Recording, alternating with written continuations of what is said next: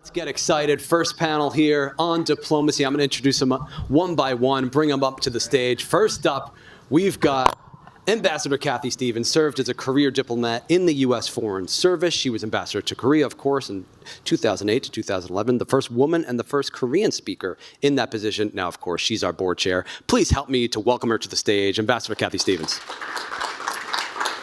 Next up, nicest guy you're likely to meet today, Ambassador Kim Hyung-jin, now visiting researcher at the Institute for Future Strategy at Seoul National University. He worked for the Korean government for 38 years. His last post was Deputy National Security Advisor to the President. Before that, he was ambassador to the EU and NATO and Belgium and Luxembourg, because 3 was not enough. Please let me hear it for Ambassador Kim.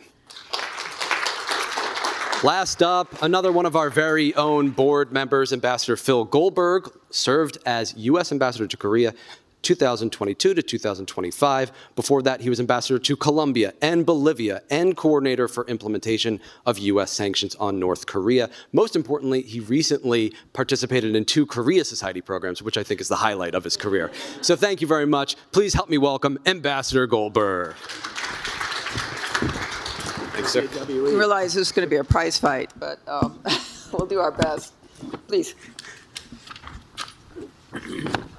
Well, again, welcome. And I'll let Ambassador Goldberg just sit down, and we'll start, because I know we've got a big program in front of us, and we're already even a little bit behind time. So I, as moderator, my job is to say as little as possible, because I have 2, not just wonderful friends, but just extraordinary diplomats and observers over the years of their own country's politics and U.S.-Korean relations, and I really want to get to them. I thought in this first session, we should really kind of take the high-altitude view of U.S.-Korean relations, and then I know the next panels will delve into a more in-depth focus.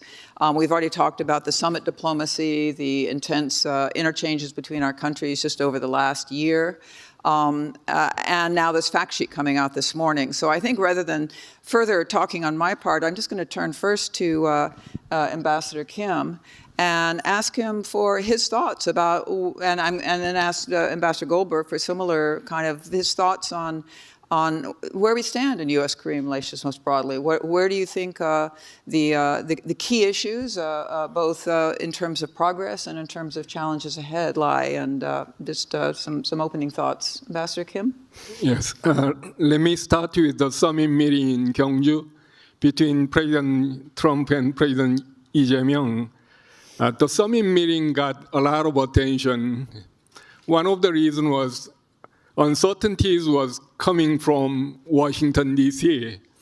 Even if a trade agreement was concluded in July, that agreement was not fully implemented. People in Seoul say, often quote the Korean advertisement of Matrix Reloaded. Whatever you imagine, you will see more than that. That was the feeling, and South Korean people realized the validity of Yogi Berra saying, it ain't over till it's over. We are living in the forever negotiation period with Trump administration in Washington, D.C. The meeting in Gyeongju brought relief. First, the details of trade agreement were finalized.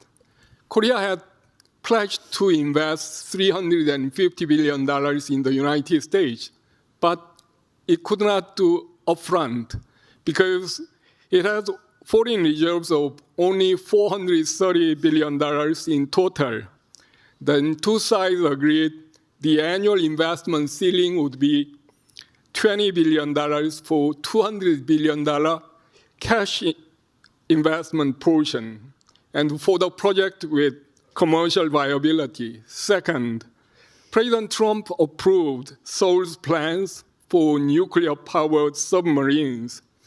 President Lee Jae-myung explained, diesel-powered submarines have limited capability to track North Korean and Chinese vessels. The Trump administration is also sympathetic to Korea's pursuing uranium enrichment and spent fuel reprocessing. Shipbuilding industry is also a promising area for cooperation. South Korea will invest $150 billion for the MASGA project, Make America Shipbuilding Great Again. Third, the possibility of summit meeting between President Trump and North Korean leader remains, even if it was not arranged this time. The Prime Minister of South Korea raised the prospect of North Korea-United Summit meeting in March next year. What happened outside the meeting room was also important. Jensen Huang, CEO of NVIDIA, pledged to provide 260,000 GPUs. However, uncertainties still remain. Even if fact sheet was announced yesterday, it was supposed to be announced earlier, and it shows there were many negotiations going on. And regarding the nuclear powered submarines, South Korea wants to build them within the country with South Korean technology, with the US provided enriched uranium. But President Trump stated the two countries would construct them at the Philadelphia shipyard. South Koreans have the trauma from witnessing more than 300 workers at the Hyundai Motor Battery plant in Georgia taken away in handcuffs and chains by the US Immigration and Customs Enforcement just 10 days after the summit meeting in Washington. Indeed, the devil is in the details. Thank you, Ambassador Kim. That was excellent. I remember your phrase, forever negotiation period.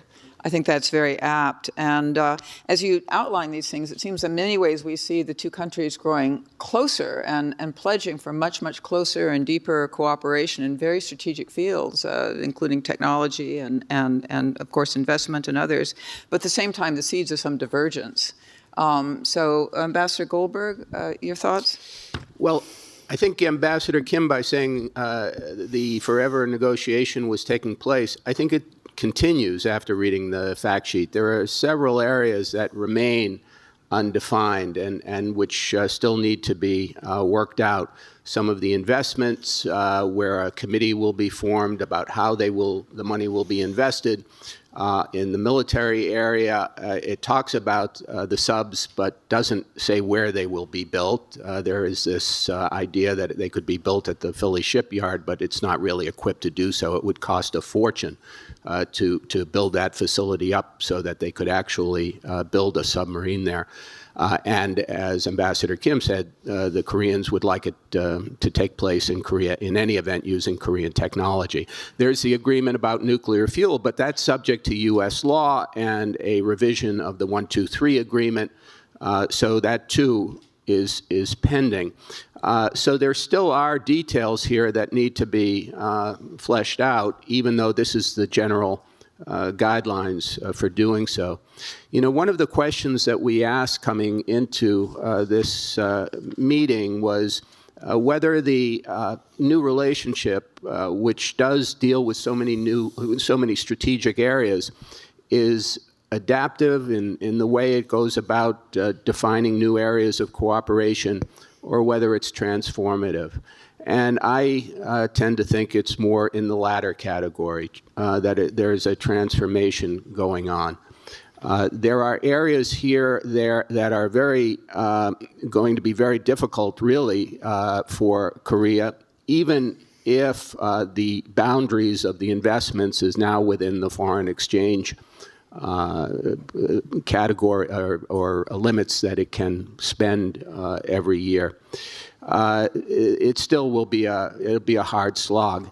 The other questions about subs and nuclear fuel and the reprocessing still have to be worked out. So again, but these areas are completely new. We had a free trade agreement with Korea that is no longer really in force, except for maybe some of the rules associated with it. And it is being replaced by all of these new kinds of measures that are not just for Korea, but are taking place all over the world. Japan is subject to the same investment and trade tariff demands from the Trump administration. Europe certainly is going through the same as well. So it's part of our worldwide policy, but in this case, very specific for Korea. Yeah, thank you. A reminder to all, you can start putting questions in, which I promise I'll leave some time at the end and get to those. But I want to just continue maybe a little bit on this theme of, Phil, you said you see this as perhaps a more transformative period ahead for the U.S.-Korea relationship rather than just adaptation. I agree with that. But Ambassador Kim, I wanted to ask you, because, I mean, this transformation or these issues are not occurring in a vacuum. And I think sometimes here in Washington, I'd say in particular, we do see still this is, we're the hub and everything else is the spoke. And that but Korea has had some really important interactions, especially at the APEC summit, not only in the multilateral context, but President Lee had a summit with Xi Jinping. It was Xi Jinping's first visit to Korea, I think, in 11 years. And of course, there's a lot of background to that. I also noticed that South Koreans had the task not only of the multilateral, just speaking of organizing things, of a multilateral meeting to organize in Gyeongju, but 2 state visits. State visits are a big deal, those in Washington know. One with President Trump and then with President Xi, and they pulled it off all. So kudos on that. But on the substantive side, I wonder if you could say something about the Lee-Xi summit, about Korea-China relations, and also, of course, President Lee and President Trump I guess President Lee had his first summit with the new Japanese Prime Minister. And I know you've spent a good deal of time in Japan recently, so maybe a little comment about Korea's regional relationships. Like many other countries, South Korea has a complex relationship with China, involving a mix of cooperation, competition, and confrontation. Seoul put importance on resuming dialogue at the high level with President Xi Jinping because the Lee Jae-myung administration thinks the past administration did not really have good communication, and the administration think it was a success in that sense. As President Xi solidifies one-man rule in China, it is very important to keep communication channel open with President Xi to address pending issues. And from the point of the South Korean government, second important thing was to deal with people's livelihood issues at the summit meeting. China is South Korea's biggest trade partner. There are around 950,000 Chinese residing in South Korea. Among them, 640,000 are Korean Chinese. Last year, nearly 5 million Chinese visited Korea. However, the complementary trade relationship has turned into a competitive one in many areas. The 2 sides agreed this time to pursue horizontal cooperation. China also showed sympathetic attitude to removing restrictions on cultural exchanges that was maintained after Seoul's decision to deploy THAAD in 2016. And the third important point for South Korea was cooperation on North Korean nuclear issue. The collaboration among CRINC countries, the axis of upheaval, China, Russia, North Korea, Iran, poses security threat to South Korea. And in dealing with North Korean nuclear issues and maintaining peace and stability on the Korean Peninsula, China's role is required to some extent. But there are still some uncertainties. And number one is, it is not certain whether Chinese government will remove ban on Korean culture in China, because it has already transformed itself into China's overall cultural and entertainment control policies.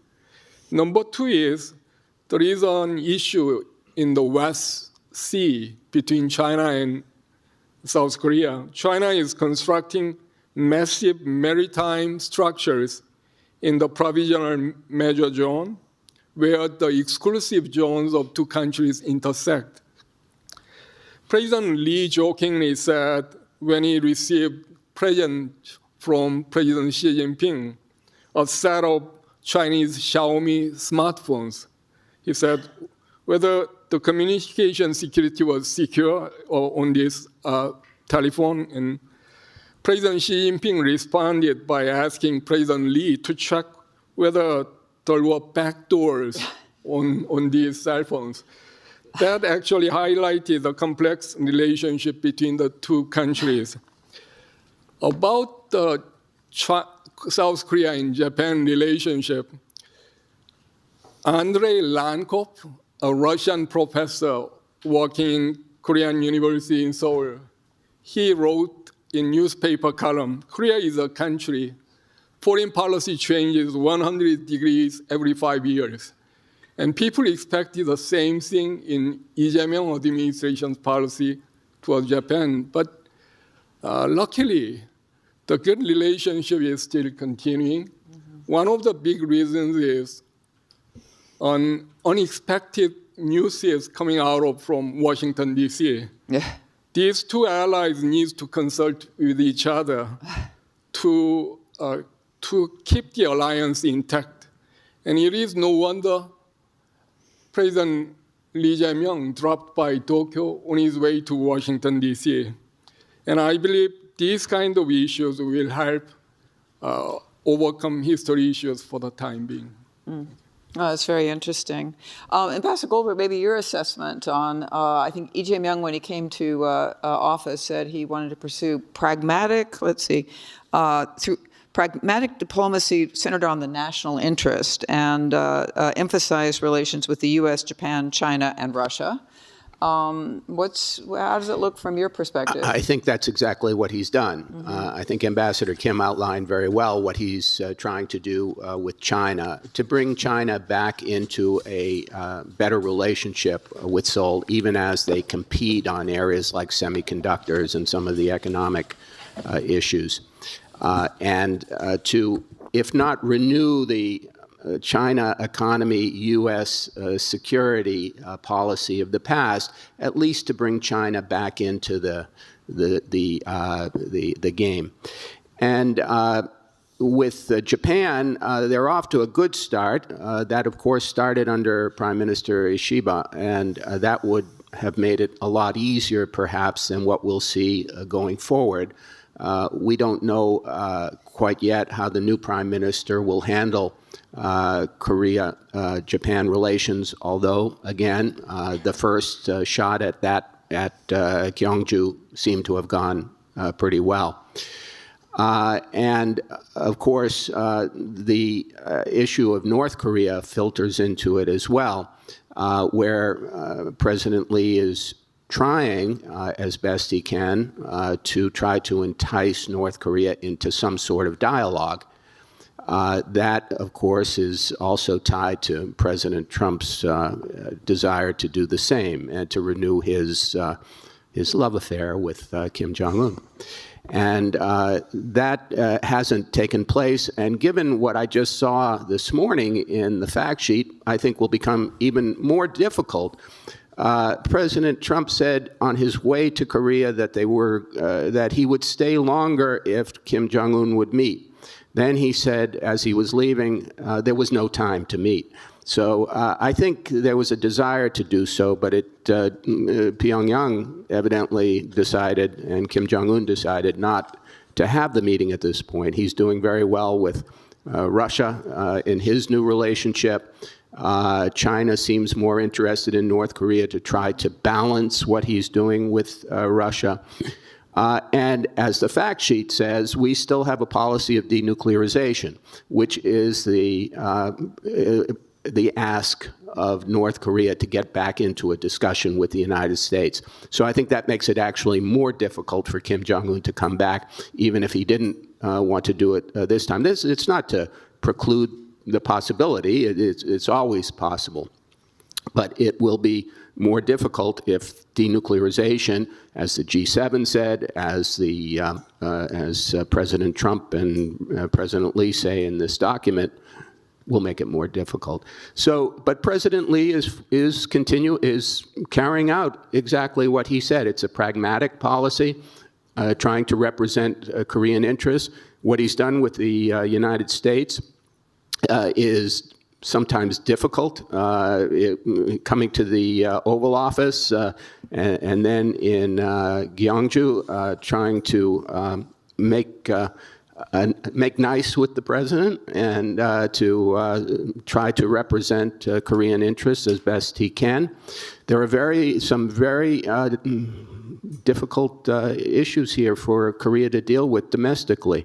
The investment issues, the tariff issues, even though they're coming down, these are in many ways one-sided. But on the other hand, Korea got something from it. The subs, which they want very badly, even if it's a vague outline of what will go forward, and on the nuclear reprocessing issue. Those are two issues that Korea has pressed very hard for several years under both President Yoon and now President Lee. Yeah, I think it's worth noting this is in the forever negotiation. I think it's not usual for a fact sheet after a summit to take more than 2 weeks to come out. And the more traditional style of diplomacy, I think, in both our countries is all kind of pre-negotiated. So it is a different style now, but I think, Phil, you make some really good points about and Ambassador Kim and Hyung, about the progress that has been made, and the skill with which President Lee has and his team has approached this. I did notice you mentioned the G7 statement on denuclearization, which I think was also today or last night or sometime, and it's already evoked, maybe not surprisingly, a pretty sharp reaction from North Korea. The other observation I have hearing both of you is, and talk about the South Korean effort at pragmatic diplomacy, including with the United States, and with Japan, is that public opinion seems to be, at this point, strongly supportive of President Lee's approach on these things. And I think when it comes to Japan, where that's always been such a sensitive notion, I mean, one of the tells will be if the new prime minister, for example, continues to visit Yasukuni Shrine, which in past years has been such an inflammatory issue for the Korean public that has had to be addressed. It's been felt by Korean leadership. I mean, hopefully she doesn't do it, in my view. But I mean, if how things like that would be handled, and the response would be important. So, I mean, Ambassador Kim, welcome any further response on that. But I also want to add on, as we kind of do the survey of the world, your thoughts about Korea, not just the rest of the world, but the European Union and NATO. You were Korean ambassador in Brussels to both EU and NATO during some very eventful years. And I know you have a new book out. It's not translated in Korean yet, but into English yet. But it's something like, why does Korean diplomacy not pay enough attention to the European Union? I told him the answer was, I haven't read the book yet, is the United States or maybe China. But it's a very important book. And I with you here, I'd like to take advantage of that to have you give us your thoughts on Korea's effort to multilateralize, which has been ongoing but deepened. These days, politics does not stop at water's end. If we paraphrase Prussian military strategist Karl von Clausewitz, who said, war is the continuation of policy by other means, these days, foreign policy is the continuation of domestic politics by other means. And certainly, domestic politics affect foreign policy. And it is especially so in Korea's relationship with Japan. And as you mentioned, it is still shaky, even if it is a good relationship. History issue can resurface really easily. one straight remark from politicians can disrupt the relationship. Thomas Friedman, a New York Times columnist, said, United Kingdom and United States is divided by a common language. And it is the same between Japan and South Korea because we are using same Chinese characters. There was once an uproar in 2019. There is Chinese characters for people, for person. It is pronounced ningen in Japanese and ingan in Korean. And at that time, Japanese Foreign Minister Konotaro called the Korean Speaker of the National Assembly, Munisan, ningen in Japanese. And it is translated ingan in Korean. In Korean, it contains a derogatory meaning, and it caused quite an uproar. While in Japanese, it does not have that kind of connotation. And European Union is almost in the same seat with Korea or Japan. The biggest concern is how to deal with Trump administration. It wants to counter Chinese assertive behaviors in collaboration with the United States, but it's not easy. President Trump causes a lot of problems by saying annexing Greenland, the territory of Denmark, a NATO ally, and asks defense spending to increase quite a lot and threatening high tariff rates.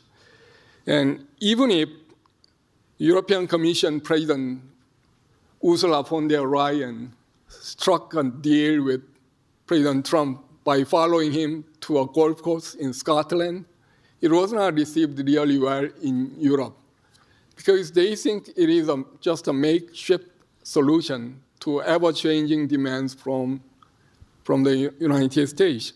And I believe they seem to think the situation can change if President Trump leaves in 3 years and 2 months. That seems to be the thinking behind the European Union's agreement to the demands of the United States, even if they think the reciprocal tariffs are not reciprocal at all and are not logical. They agree to the demands of the United States, thinking that the United States may come back to the old self in 3 years and 2 months. Can I ask, I mean, you said again in your book that Korea is not paying enough attention to the EU. Is the EU paying enough attention to Korea? Yes, I mean, they seem to think Korea is a very good partner in many things. European Union is both a collective body and 27 countries. Especially the Eastern European countries want to collaborate with South Korea really much. For example, Poland, Slovakia, Czech, they want to develop their economy and catch up with Western European countries. And the Baltic countries, Lithuania, Latvia, Estonia, they have concerns about their security from the threat from Russia, and they want to share their concern with South Korea and talk with us, but we do not pay really enough attention, as you said. South Korea tend to pay quite a lot of attention to United States, China, Japan, and Russia. And European Union will not cause a lot of problems, even if we don't pay really big attention. That seems to be the reason why European Union is not so visible in Korean diplomacy. Well, thank you.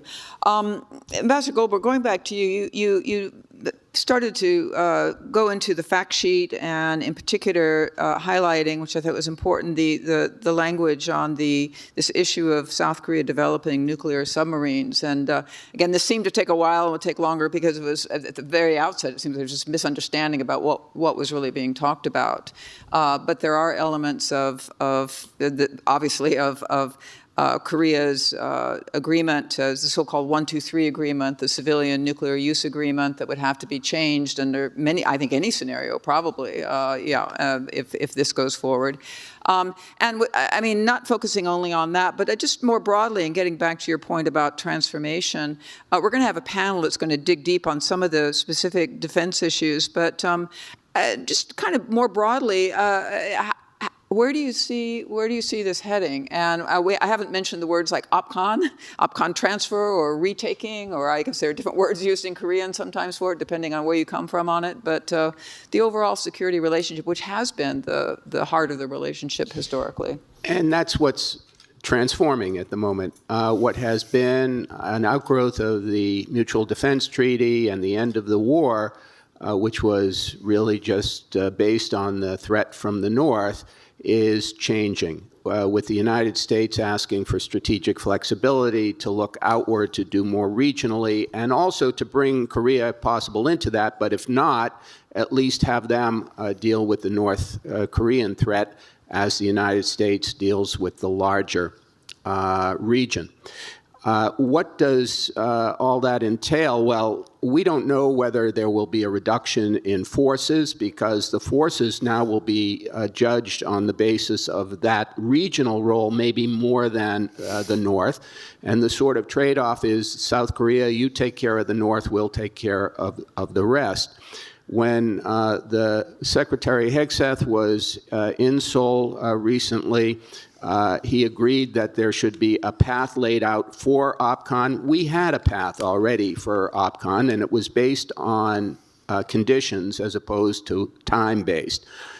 The government of Moon Jae-in had wanted something very time-based, and I think this government does too. They want it, OPCON transferred before the end of President Lee's term. So that is something that South Korea wants. If all of these things were to happen, all of the money that is in the fact sheet for buying new U.S. equipment, the nuclear fuel issue being worked out in a way that allows South Korea to reprocess and enrich, if the OPCON takes place, all of this is short-term integration. I think over the longer term, it could be more separation, because the United States' focus will be elsewhere. South Korea will be able to deal more easily and more confidently with all of these measures in place with North Korea. And so it's a different kind of focus. Before, the North above everything, now a much wider and different kind of relationship. And on the economic side, of course, it's completely different as well. From the end of a free trade agreement to really some demands from the United States that starts with tariff threats and reduction of those tariffs for these investments. And I think what Ambassador Kim said about the EU attitude towards it is absolutely right. I think their attitude is, we'll sign it and it'll go away, or it will never happen. And that may be the case. And it may be the case with Korea as well. I think Korea, if anything, suffered a bit from taking all of this very literally and wanting everything in writing, as is the Korean way. And and taking it seriously. And so everything is sort of driven by getting it right. And I don't know that it will all end up right. I think this is maybe a good question for our subsequent panels today of is it short-term, more integration, longer-term, perhaps more separation as we think about some of these issues. I have one last thing I want to ask Ambassador Kim, then I'm going to turn to some questions which are very much on these topics and make sure we have time for that. And that is, I mean, Ambassador Kim, you mentioned the very understandably, very, very negative and strong public reaction in Korea to the scenes of of people working at the Hyundai site in Georgia being rounded up by ICE. You also had mentioned to me that last night that we'll see the Deputy Secretary's visit to Seoul subsequently was very, very helpful in helping to repair some of that damage. But my question for you, do you think this kind of issue has lasting consequences? And kind of in that context, I mentioned earlier, I see opinion polls. I mean, Korea has opinion polls all the time showing strong support for President Lee's foreign policy overall. But I also see in the Korean press, there's probably some, including very conservative outlets like Chosun Ilbo, who've been strong supporters of the alliance throughout, but growing wariness about the reliability of the U.S. So I just wonder how you evaluate all that. Yes, in Georgia, more than 300 people were taken away in handcuffs and chains, and it was seen on television many times. And South Korean people felt, are they drug dealers? Because their maximum penalty was just expelled from the United States, and they were visiting there with B1, B2 visas or ESTA. And it's not really the imbalance struck South Koreans very much. And can we really invest in the United States and send people there? Hyundai Motor Company wants to send these people again. According to today's newspaper, around 10% of people volunteer to go back, and that means the work will be delayed, and that will remain there for some time. And for South Korean president, approval rating is very important because he serves just single term 5 years, and if support drops, lame duck period can start, and if your approval rating is very low, you cannot really take very active policies in many areas. And that's all related in domestic politics, foreign policy. And South Korean government wants to keep very strong relationship with the United States as the basis. Good, thank you. All right, I'm going to turn to questions now if I can manage the technology. So let's go live. Okay, I read a question here, and I'm just going to say it, that says, this is from Christine Kim, if you don't mind, where has the Indo-Pacific strategy gone? Where does the U.S.-ROK alliance stand in a broader regional strategy towards Asia? There, did that work? Yeah. I mean, that strategy is there, but as Andrei Lenkov, the Russian professor, mentioned, South Korea's foreign policy changes 180 degrees every 5 years. That's actually an exaggeration. But the government wants to differentiate itself from the previous government. They don't want to use the same language as the previous government. When I explained the foreign policy as a foreign policy advisor to the president about the Northeast Asia Peace Cooperation Initiative, the European colleague asked me, will the policy stay in 5 years? And I couldn't tell a lie. And probably the name will not stay, but the policy will stay. That's what is happening in Korean policies. And I believe with the USFK, all work is continuously done about strategic flexibility, Afghan transfer. The preparation is going on, but the question is when they will decide the preparation is done sufficiently. What about the U.S., Phil? I mean, Indo-Pacific strategy is. Yeah, these tend to shift some. I think there's one consistent policy, which is the Indo-Pacific is still the area where we're putting the most emphasis on our economic as well as military might. Economic, if you see what we've done with Japan and Korea for these new policies of the Trump administration. But militarily, we're still putting more naval forces and military might in that region. And it's really, but again, the China issue. Right, it doesn't right. have to do with necessarily with the Korean Peninsula, except for what could happen there during any kind of contingency. Yeah, yeah. And I mean, it seems to me in the U.S., I mean, the fact that I think the Trump administration is still finding its way toward a China policy, if you like, and there seem to be different voices within the administration also influence how that's, but maybe we'll hear more about that this afternoon.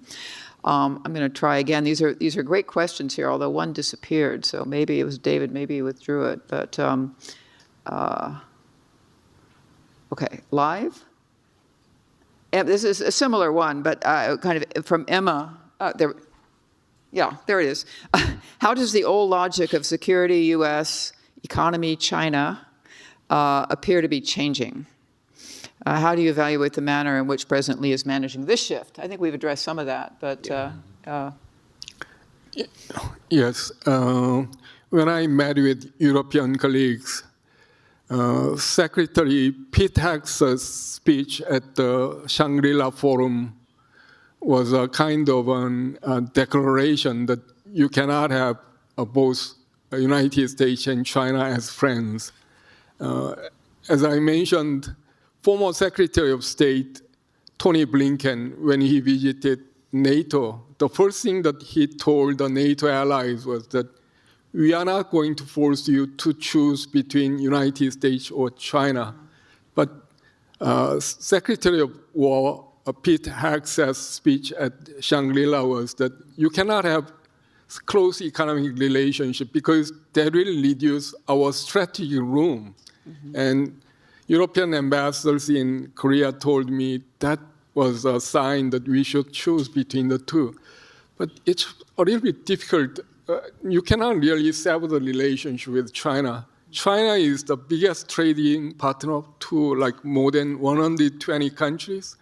And for economic issues, you need to keep continuing cooperation. But President Lee Jae-myung said in the CSIS, it is becoming difficult.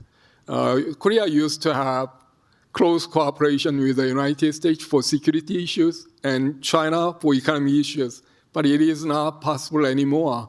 That is what he said, and probably many countries, many U.S. allies will feel the same things. All right. Can I just say that I agree. It's hard to cut or to make a absolute decision between the U.S. and China.